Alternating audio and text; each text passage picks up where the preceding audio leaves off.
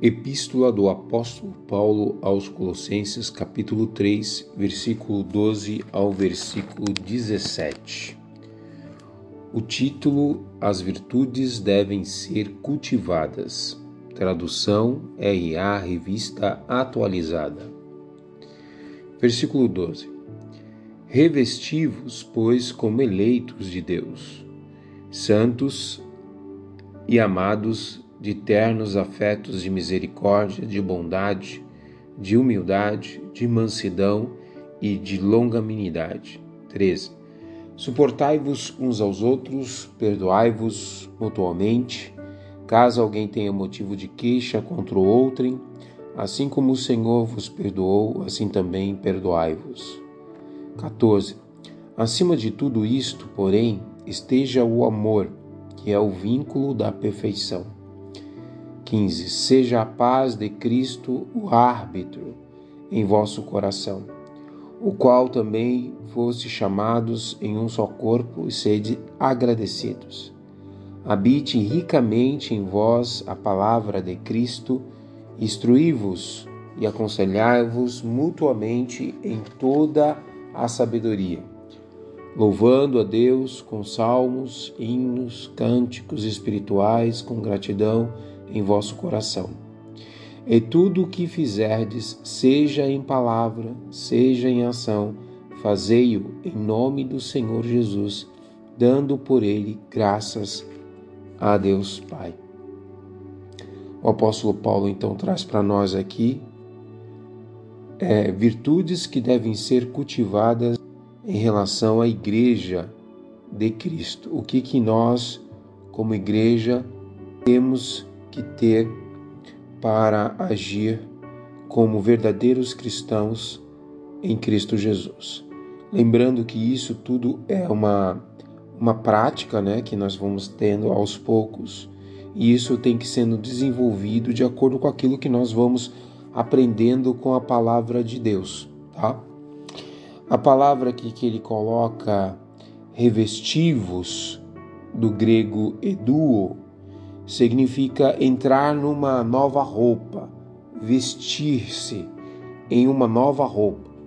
Então, se nós antigamente, parafraseando para o nosso contexto aqui atual, se nós tínhamos um comportamento pautado pelo Adão caído, que era ouvindo a palavra, sendo instruído pela palavra, tendo exemplos para que eu possa entender como lidar com o meu sentimento, é que eu vou mudando aos poucos. E a longanimidade é a expectativa que aqueles que são mais maduros, eles têm a longanimidade em entender que aqueles irmãos ainda estão trabalhando na questão da sua fraqueza, do seu pecado, e que confia através da fé que o sangue de Jesus Cristo purificou o seu pecado, mas ainda precisa ser trabalhado para que seja mudado.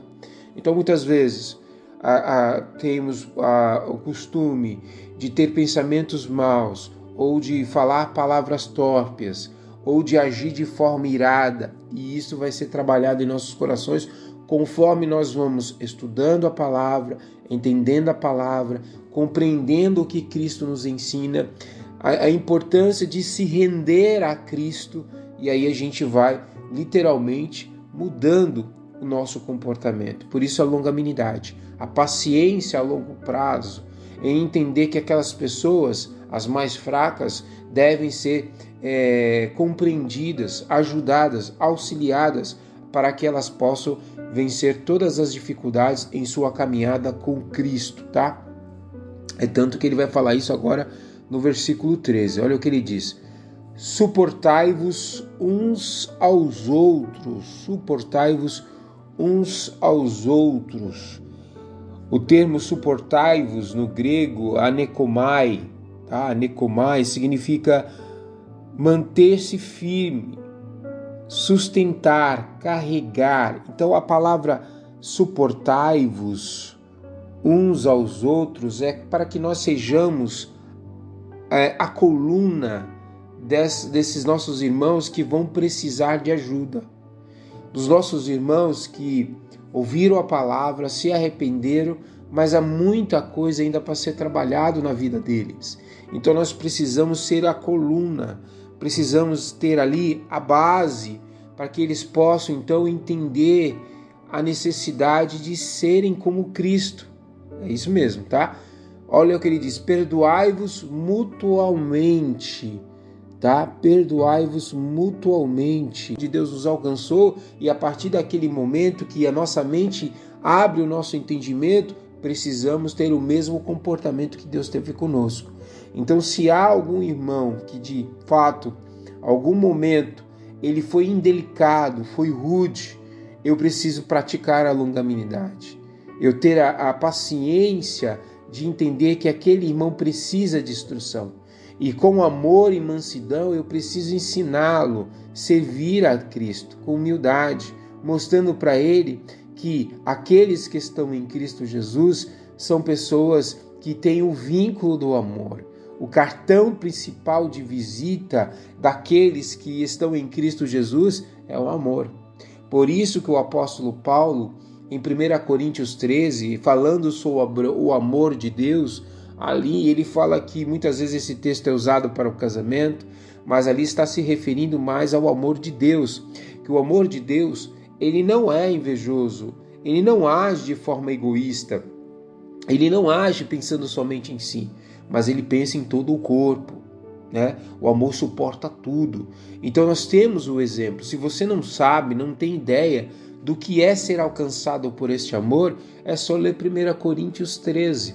Ele vai falar lá que não adianta você ter todo o conhecimento, não adianta você ter toda a ciência, não adianta você pegar o seu corpo, queimar no fogo para ajudar alguém, mas se não tiver amor, de nada tem valor para Deus isto. Isso fica bem claro em 1 Coríntios 13, você pode dar uma lida lá, você vai entender sobre isso. Então, o que Paulo está chamando aos irmãos de Colossos é que nós sejamos, então, esse suporte, esta ajuda, né, o braço estendido, os que são mais maduros, que estão mais tempo, que têm o conhecimento há mais tempo da palavra, que entenderam de fato que são separados por Deus, eles devem ser a coluna, o suporte daqueles que são mais fracos, tá? E dar então entendimento, explicar para esses irmãos que entenderem que o amor de Deus foi um amor de Deus que alcançou eles, mesmo que nós não merecíamos este amor, mas fomos alcançados e perdoados através de Cristo Jesus, tá? Versículo 14, olha o que ele diz, continuando em relação a este contexto. Acima de tudo isto que foi abordado, né? O que os eleitos têm de comportamento e a questão do serviço, do suporte, acima de tudo isto, porém, esteja o amor, que é o vínculo da perfeição. O vínculo da perfeição. Veja que o amor aqui, ele é o vínculo da perfeição. Quando nós lemos a carta aos Romanos, no capítulo 12, então nós vemos que Romanos, do capítulo 1 ao capítulo 11, Paulo traz a parte, vamos dizer assim, teológica de ortodoxia, ou seja, a parte pedagógica, tá? Ali na letra, direitinho, explicando como fosse uma escola. No capítulo 12, Paulo sai da tese, ou seja, do ensino, da teoria que ele dá, o respaldo bíblico do que ele está ensinando, e parte para o estágio, tá? E aí nós vemos, não só no capítulo 12, versículo 1 e 2, mas no 3, quando ele fala sobre a prática, principalmente sobre isso que nós estamos falando, que é o amor. Olha o que ele diz. Porque pela graça, Romanos 12, versículo 3, porque pela graça que me foi dada, não foi eu que consegui ela, mas foi dada por nós através de Deus, digo a cada um dentre vós, que não pense de si mesmo além do que convém. Então não pense que você seja melhor que os outros, pelo contrário, aquele que recebeu a graça de Deus, ele precisa entender que ele é o menor, ele precisa ser o menor, e o menor está à disposição para servir. Antes, ele continua, antes pense com moderação, segundo a medida da fé que Deus repartiu a cada um. Então eu preciso entender que na fé eu sou salvo, pela misericórdia de Deus, pelo amor de Deus através de Cristo. eu tenho consciência disso através da fé, eu acredito nisso. E aí eu preciso me imaginar como eu estou no cenário do corpo. Que eu não sou o cabeça, mas eu faço parte do corpo. E se eu faço parte do corpo, se eu sou santo, escolhido por Deus, eu tenho então toda a característica e aspecto de Cristo. E aí eu vou ter a questão de ajudar o próximo. Continuando, versículo 4 do capítulo 12 de Romanos. Porque assim como num só corpo temos muitos membros, mas nem todos os membros têm a mesma função. Então ele vai explicar aqui a respeito do corpo. Então tem gente que cada um tem sua aptidão. Então tem aquele que sabe mais ensinar, tem aquele que tem mais a paciência em ajudar na parte administrativa, tem aquele que tem a graça de ensinar. Então cada um tem o seu papel no corpo para auxiliar. Mas o principal é o versículo 9, que ele fala sobre as virtudes recomendadas. O amor seja sem hipocrisia, sem falsidade. O amor que é daquele que está em Cristo Jesus, vivendo as compaixões de Deus, apresentando o seu corpo em sacrifício vivo, ele não pode ser um amor falso. Ele precisa ser verdadeiro. Ele precisa ser um amor pautado em Cristo. O amor ágape, o amor perfeito. Detestai o mal. Aqueles que estão em Cristo, que ouviu chegar o mal no seu ouvido, ele tem que detestar o mal. Então, uma fofoca, né? Um comportamento mal, ele tem que afastar isso, não no sentido de condenar literalmente a pessoa, mas ela precisa mostrar para aquela pessoa que aquele comportamento, os que estão em Cristo, seria uma forma de afrontar a cruz, aquilo tudo que Jesus ensinou, que é o amor e a mansidão, tá? Apegando-se-vos ao bem. E aí versículo 10, amai-vos cordialmente. Tem gente que ama e é rude. Eu te amo, mas é o seguinte, eu falo a verdade mesmo. Eu não tenho essa, não passo a mão. E aqui, Paulo está nos ensinando, amai-vos cordialmente. Quer dizer, amai-vos de forma educada, singela, uns aos outros, com amor fraternal, amor de irmão. Como fosse pessoas que nasceram do mesmo ventre, preferindo-vos em honra uns aos outros. Eu tenho que dar honra. Para quem dirige, sabe disso, que nós temos uma placa chamada de a preferência, que é um triângulo de cabeça para baixo. Quem sabe do que eu estou falando, quem dirige sabe disso. Dê a preferência. Quem é cristão, ele é essa placa. Ele dá a preferência. Ele não se coloca em primeiro lugar. Ele se coloca à disposição dos nossos irmãos para ajudar. E aí ele fala, no zelo, no cuidado, não sejais remissos, não seja negligente. Né? Tá vendo alguma coisa errada? Vai lá, ajuda, conserta com amor, cordialmente, de forma educada, né? Sede fervorosos do Espírito, quer dizer, animados, servindo ao Senhor. E aí você vai lendo aqui o restante de Romanos 8, versículo 9 em diante, que você vai entender um pouquinho mais o que Paulo está falando sobre o vínculo do amor, que é o versículo 14. Acima de tudo isto, de tudo que ele mostrou para nós, porém esteja o amor, que é o vínculo da perfeição. Então o amor é o que vai preencher as brechas dos nossos relacionamentos, né? Você não ama a pessoa porque ela de fato ela é perfeita. Porque quando você conviver com esta pessoa, dia a dia você vai encontrar coisas terríveis nessa pessoa às vezes. E muitas vezes você vai falar, poxa, eu fui enganado. Não foi enganado. Por isso que existe até um adágio popular, né, um provérbio popular que o amor é cego. Por que o amor é cego? Porque o amor ele não está pautado naquilo que a pessoa pode oferecer. O amor é algo dado para alguém que ela que oferece o seu amor. Não por forma condicional que alguém possa te dar, mas é porque você ama aquela pessoa. Então, por que os casamentos, às vezes, os casamentos seculares não duram tanto tempo? Porque eles pensam no amor pautado no que as novelas, nos filmes colocam, aquela coisa bonita. Mas quando você casa, você convive com a pessoa, você vai conhecer o comportamento daquela pessoa no seu dia a dia. E muitas vezes aquele comportamento, ele se torna uma afronta para você. E aí, de fato, você vai ver que aquilo que você tinha por aquela pessoa era, na verdade, uma paixão, se tornou uma paixão, um sofrimento. Porque o que você amou foi o exterior e não o interior. E aí se torna uma luta constante. É por isso que o apóstolo Paulo, em suas cartas, nós vamos ver isso, ele falando a respeito do relacionamento entre a família e como é esse comportamento. E um dos comportamentos principais aqui que o apóstolo Paulo chama a atenção, principalmente do marido, que é o cabeça da família, é que ele precisa amar a sua esposa. Algo mais difícil para ele, para o marido, é amar. Mas aqueles que estão em Cristo Jesus, eles de fato, eles se adestram. Porque Jesus disse assim, você tem que amar a sua esposa assim como Cristo amou a igreja, ao ponto de morrer por ela.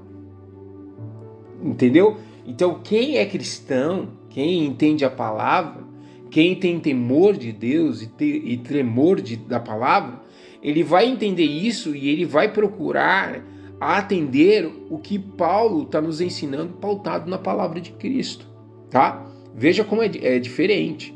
O próprio apóstolo Pedro diz que as nossas orações, os maridos, que quando ele tem alguma discordância com a esposa a qual eles estão brigados, as suas orações não são ouvidas. Tá? Então veja, nos relacionamentos de família é muito difícil, principalmente no contexto em que vivemos hoje, a qual a tecnologia é o que tem ensinado a nossa família. Todos estão pautados, direcionados à tecnologia. Tem informações à sua mão e essa tecnologia, de vez unir as pessoas, manter as pessoas afastadas e criar uma maquiagem de hipocrisia, de falsidade. E os relacionamentos do dia a dia é diferente. Nós vamos ver as falhas. Nós vamos ver o que, de fato, uma pessoa que nós estamos convivendo com ela dia a dia, que ela vai ter defeitos e que ela vai falhar. E para isso, se nós amamos de fato ela, precisamos ajudá-la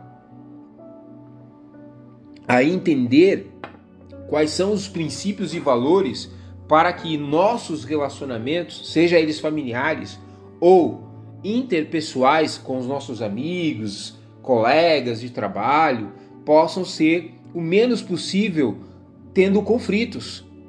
E o amor de Cristo é o que nos ajuda. Então, o amor é que tampa as imperfeições. É Ele que vai literalmente não nos cegar de não enxergar o erro do próximo, mas entender que amor é dado não porque eu amo, porque alguém me tem algo para me dar, mas é porque eu me ofereço em dar o meu amor para aquela pessoa. Foi isso que Deus fez conosco, tá? Deus, ele deu o seu amor para nós sem nós termos o que dar a Ele. Não tínhamos nada e não temos nada a dar a Ele. Mas Ele nos amou primeiro. Ele nos escolheu. Então, assim, Deus sabe, em toda a sua onisciência, onipresença e onipotência, que o homem, em sua vida de trevas, caído, não tem condição alguma de chamar a atenção de Deus. Mas Deus, ele habita entre nós através de Cristo e abre a mente do ser humano, daqueles que são salvos em Cristo, para compreender que eles estão sendo amados por Deus. E que muitas pessoas irão para o inferno não por causa do pecado, porque a solução do pecado existe, o amor de Deus através de Cristo, a obra que Cristo fez na cruz. Mas muitas pessoas irão ao inferno porque estão rejeitando o amor de Deus. Não querem se sujeitar ao amor de Cristo, porque os seus corações estão fechados em trevas.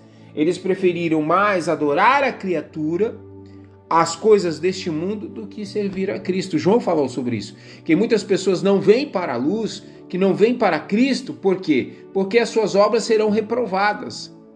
A palavra de Deus, ela nos constrange os nossos comportamentos. Então, conforme nós vamos lendo, meditando e aprendendo a palavra, vai acontecer. Por isso que é importante estar toda hora nós lendo, estudando a palavra, para que a palavra de Deus possa estar limpando. Você vai ver isso em João 15. Quando Jesus, ele fala que aqueles que estão na videira, olha lá, vou abrir aqui João 15 para você ler. Ele diz: eu sou a videira verdadeira e meu pai o agricultor. Todo ramo que estando em mim não der fruto, ele o corta. Então aquele que está em Cristo, que diz que está em Cristo e não gera frutos, que é o frutos do amor, a gente vai ver isso lá, os frutos do Espírito lá em Gálatas, tá? Todo aquele que dá fruto limpa, para que produza mais frutos. Vós já estáis limpo pela palavra que vos tenho falado. Então veja, aquele que dá fruto, ele não está dizendo que aquele que dá fruto em Cristo, que está enxertado em Cristo, ele está literalmente sem pecado. Mas ele diz que aquele que está dando fruto, ele é limpo pela palavra. Então ele precisa constantemente meditar na palavra para que então ele possa constantemente olhar-se no espelho, que é a palavra, e ver o que está errado com ele. Tiago fala sobre isso. E aí nós vemos então que o nosso comportamento como cristão muitas vezes está equivocado. E aí o Espírito fala para você: opa, Alex, você é filho de Deus, você não pode ter esse comportamento. Você precisa se arrepender. Eu vou te ajudar, eu vou te auxiliar. Você precisa chorar nisso aí, precisa orar sobre isso. E aí tu vai trabalhando, vai conhecendo a palavra e você vai mudando. O Espírito Santo que vai te ensinando, tá? Não adianta eu chegar para você e falar: você não pode xingar mais, você não pode se irar mais. Não adianta eu falar isso para você. Você vai xingar, você está na carne. Eu estou na carne.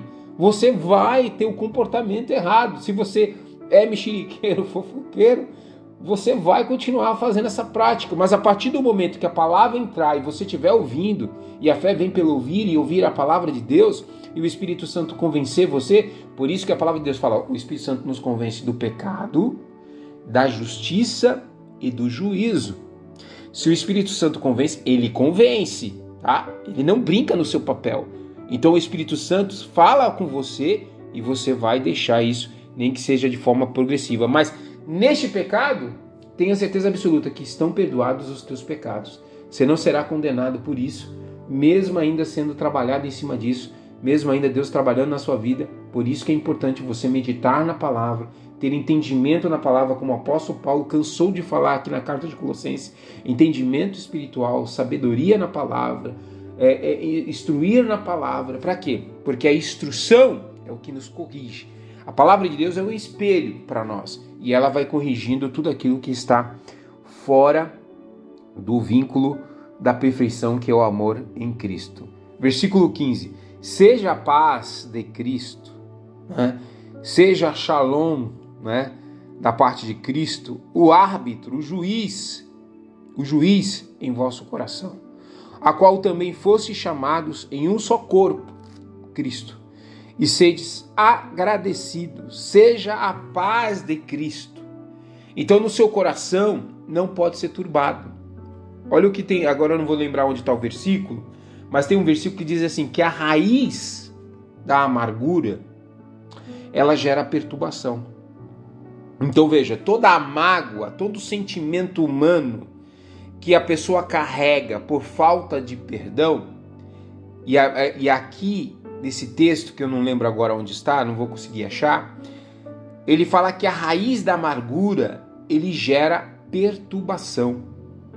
Então todo sentimento que literalmente possa ser pautado na obra da carne, que é a ira, a lascívia, a prostituição, todos esses sentimentos, a maledicência, ele gera em nós uma perturbação. É uma pessoa que fica perturbada fisicamente e mentalmente a sua mente. Ela não tem controle, ela fica totalmente perturbada. E a Paulo, que não me engano, eu não sei se está em Hebreus, agora eu não lembro, mas este versículo fala que é uma raiz. O que é uma raiz? É uma coisa que está iniciando, gera perturbação. Mas tem pessoas que muitas vezes elas são dominadas por esse sentimento, ela não tem raiz, ela tem uma fazenda de sentimentos que são pautados na obra da carne e que vai destruir ela. E você acha que essa pessoa não é perturbada? Ela é perturbada. Muitas vezes atribuímos a perturbação a um demônio ou a legiões, e no momento, na verdade, é o sentimento humano que está cheio de tanto conflito, de tanta malignidade, da sua própria maldade, que ela fica perturbada. E ela não consegue ter paz em nenhum relacionamento, tá? Então por quê? Porque ela não consegue perdoar.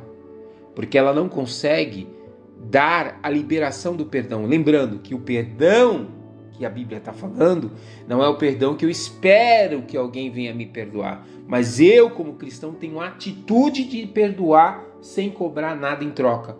Você vai pedir perdão e muitas vezes a pessoa não vai aceitar. Amém, mas você fez sua parte. Tudo bem, eu te perdoo, que Deus te abençoe, que Deus te dê graça. Se você precisar de mim, eu estou aqui para te dar suporte, eu vou te amar. O que você precisar, eu estou aqui para te servir, para te ajudar, tá? Então veja como é importante todo esse contexto que nós estamos literalmente estudando, tá? E entendendo na questão do comportamento como igreja. Versículo 15, então, seja a paz de Cristo o árbitro. Quem deve ser o juiz do teu coração? A paz de Cristo. Alguma coisa aconteceu. Aí você vai analisar, vai pensar, vai parar para pensar. Tirou sua paz? Está tirando sua paz? Opa! Então não deixa ele te controlar, não deixa ele ser o teu juiz. Porque vai acontecer, irmãos, muita injustiça. Principalmente você que é cristão. Vai acontecer muita injustiça. E você vai querer justiça. Isso é fato, porque está inerente na nossa natureza de querer justiça, porque faz parte de Deus. Só que você não pode ser controlado pelo seu coração. Por isso que Salomão disse que o coração é enganoso e leva à destruição. Então nós não podemos estar pautados em nosso sentimento. Ah, ele me magoou, ela me magoou. Ah, então não vou perdoar, que vai para o inferno, e aquela coisa, e você fica mastigando aquilo, moendo aquilo. E o teu coração vai entrando em trevas, e aquilo se torna um juiz. Se ele se torna um juiz, ele te condena. Deu para entender? Ele vai te condenar, a tua própria natureza te condena. Por quê? Porque você deixou de ver Cristo para viver o que você está vivendo ali no dia a dia.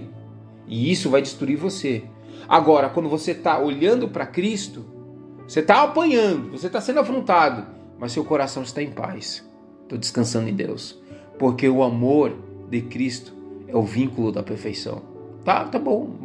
Por isso que Jesus ensinou, se teu inimigo quer andar 1 quilômetro, anda 2. Se ele pedir água, dá água para beber. Se ele pedir algo para comer, dê algo para comer. Se ele te pedir a capa, dá a capa. Por quê? Porque o amor é perfeito, não vai te fazer falta.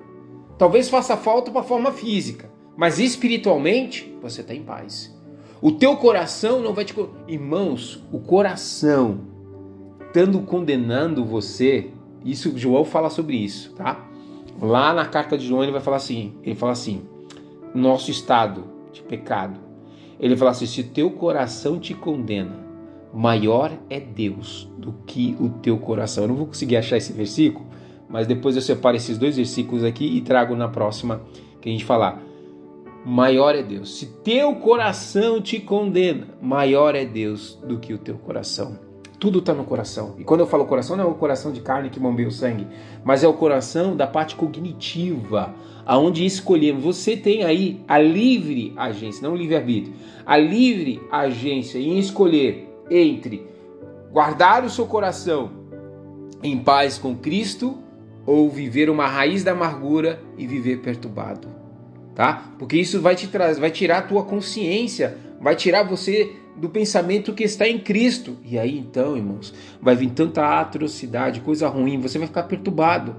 Então veja, por isso que nós temos hoje tantas pessoas desequilibradas emocionalmente. Por quê? Porque não conseguiram perdoar, não conseguem perdoar, porque não conseguiram experimentar o amor de Cristo.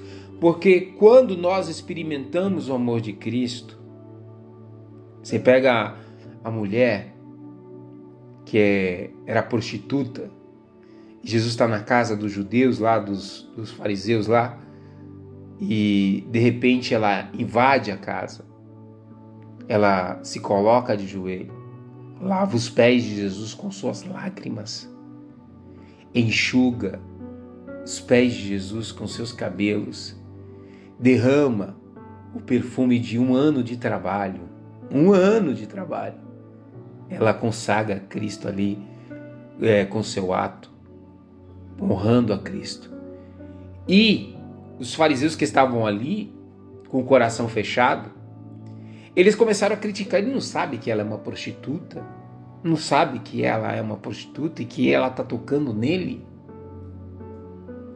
E Jesus então aponta para eles: vocês não me honraram como ela me honrou. Ela está me honrando. Ela me adorou. Vocês não fizeram isso. Então veja a diferença. Que aqueles que estão em Cristo, eles estão vivendo em paz. Ela estava em paz. Aquele momento que ela está se relacionando ali com Cristo é uma disposição que ela se entrega a Cristo para adoração. Ninguém falou no ouvido dela. Ela sentiu, ela ouviu, ela entendeu o amor de Deus e ela se colocou diante de Cristo. Tá? E aí então ela foi agradecida. Quantas pessoas se relacionam com Cristo? Estão dizendo que vive com Cristo e não tem nenhum comportamento deste. Estão apontando o pecado das pessoas. Fazendo lá como Romanos 2 e 3, acumulando a ira de Deus, condenando os nossos irmãos, achando que são perfeitos, que são dominadores da palavra, doutores da palavra, ao ponto de condenar o maior pecador. Deus ama todos os tipos de pecador. Todo. Não importa o teu pecado. Seja ele o adultério, seja ele a fornicação, seja ele a impureza, seja ele o fofoqueiro, seja ele o homossexual, seja ele o homem hétero ou a mulher heterossexual que comete pecados de relações que não estão relacionadas ao padrão divino, todos os pecados. Deus ama o pecador, rejeita o pecado. Por isso que Cristo morreu na cruz para nos resgatar dos nossos pecados. Não é uma questão pessoal que você oferece a Deus, mas é Deus que oferece o seu amor. E por Ele esclarecer isso à nossa mente, nós deveríamos ter a mesma atitude dessa mulher prostituta. Se jogar aos pés de Cristo, adorar a Ele e reconhecer que Ele é o nosso Senhor e sermos agradecidos pelo amor de Deus. Então lembre-se, o seu coração, ele precisa ter paz, para que então possa ele ser o juiz com senso, no vínculo do amor, e que ele não venha te condenar. Por isso que Jesus disse que o que sai da boca do homem, isto o condena. Ou seja, se torna árbitro, se torna juiz. Cuidado, porque o que vem da boca, vem do coração. E isso contamina o homem, tá? Versículo 16. Habita ricamente em vós a palavra de Cristo. Instruí-vos, aconselhai-vos mutuamente em toda a sabedoria, louvando a Deus com salmos, hinos, cânticos espirituais com gratidão em vosso coração. Veja que o coração daquele que está em Cristo, ele ferve em Deus, né? Habita ricamente em vós a palavra de Cristo. O que é habitar, irmãos? É viver. Você habita num lugar, você toma banho, você come, você dorme, você descansa, você acorda, você toma café, você está habitando. É como nós tivéssemos entrado dentro da palavra de Deus e a palavra de Deus se tornou uma casa para mim. Ela habita, ela faz parte do meu dia a dia, tá? É como eu fosse ter necessidade de beber água, de comer. A palavra de Deus está ali constantemente. E aí ele fala, instruí-vos e aconselhai-vos mutuamente em toda a sabedoria. Sabedoria é isso. Ver uma coisa na prática, lá no dia a dia, e aí eu vou olhar na Bíblia, vamos ver o que a Bíblia fala sobre isso? Ah, eu posso falar mal do meu irmão? O que a Bíblia fala sobre isso? Ah, tá aqui, ó. A Bíblia fala que não, eu tenho que ter vínculo de amor, eu tenho que dar o suporte, tenho que ensinar ele com humildade que ele não pode ter esse comportamento, mas que ele precisa se converter. E vamos orar para que Deus liberte ele desse pecado, a fofoca. Sabedoria é isso, irmãos, é olhar algo que está errado, e procurar dentro da palavra aquilo que possa consertar. Não vou pegar e apontar o pecado e condenar as pessoas, não é isso. Mas eu vou tentar ajudar o meu irmão a prosseguir, louvando a Deus, tudo com adoração, né? Com salmos, hinos, e aí você vê a gratidão em nosso coração. Versículo 17. Em tudo o que fizerdes, seja em palavra, naquilo que a gente fala, seja em ação, em atitudes e comportamento, fazei em nome do Senhor Jesus. Tudo. Dando por ele graças a Deus Pai. Então tudo que nós fizermos, seja em palavra, seja em ação, seja para louvor e adoração ao nosso Senhor Jesus Cristo e graças ao Senhor Deus Pai. Amém? Vamos orar? Agradecer a Deus? Pai, nós te agradecemos por essa palavra, que possamos entendê-la e compreendê-la e vivê-la na prática. Todas essas virtudes que devem ser cultivadas constantemente em toda a nossa caminhada e que possamos de fato experimentar o vínculo do amor, que possamos ser o suporte, a coluna para ajudar os nossos irmãos mais fracos a caminhar com Cristo. Nos ajuda a ensinar de forma mutuamente, perdoar os nossos irmãos, assim como Cristo tem feito com nossa vida e Deus nos perdoou sem termos condição alguma de oferecer algo a Deus. Por isso somos gratos, Senhor. Pedimos a Tua graça, pedimos o perdão, que Teu Espírito Santo nos convença do pecado, da justiça e do juízo, em nome de Jesus. Amém. Que o amor de Deus, a graça do nosso Senhor e Salvador Jesus Cristo e as doces consolações do Espírito Santo sejam com todos e todos digam amém. Que Deus te abençoe. Fique com Deus. Um ótimo dia. Paz.